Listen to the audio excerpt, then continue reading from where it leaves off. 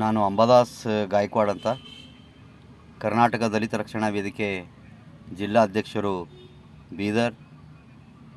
ಇವತ್ತು ಕರ್ನಾಟಕ ರಾಜ್ಯದಲ್ಲಿ ಇರ್ತಕ್ಕಂತಹ ಸಿದ್ದರಾಮಯ್ಯನವರ ಸರ್ಕಾರ ಇವತ್ತು ಸಿದ್ದರಾಮಯ್ಯನವರು ರಾಜೀನಾಮೆ ಕೊಟ್ಟ ಮೇಲೆ ಡಿ ಕೆ ಶಿವಕುಮಾರ್ ಅವರು ಕರ್ನಾಟಕ ರಾಜ್ಯದ ಮುಖ್ಯಮಂತ್ರಿ ಆಗುವ ಎಲ್ಲ ಲಕ್ಷಣಗಳಂದ್ರೆ ಆಲ್ರೆಡಿ ಡಿಸೈಡ್ ಆಗಿದೆ.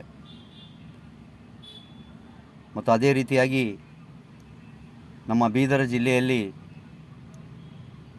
ಇರ್ತಕ್ಕಂತಹ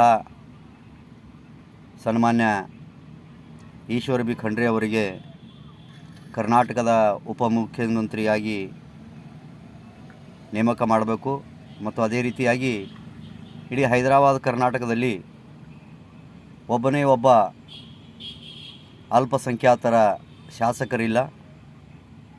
ಇವತ್ತು ನಮ್ಮ ಬೀದರ ಉತ್ತರದಿಂದ ಸುಮಾರು 4 ಸಲ ಚುನಾವಣೆಯಲ್ಲಿ ಗೆದ್ದು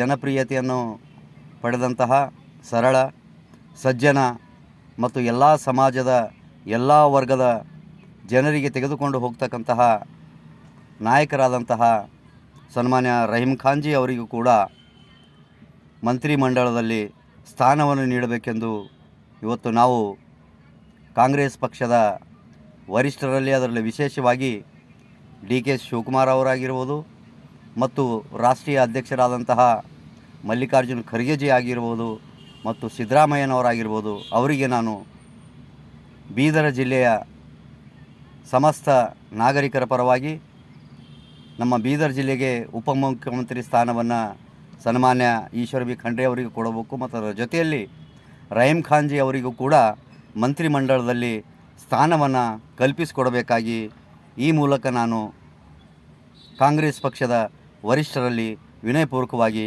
ವಿನಂತಿ ಮಾಡಿಕೊಳ್ತಾ ಇದ್ದೇನೆ.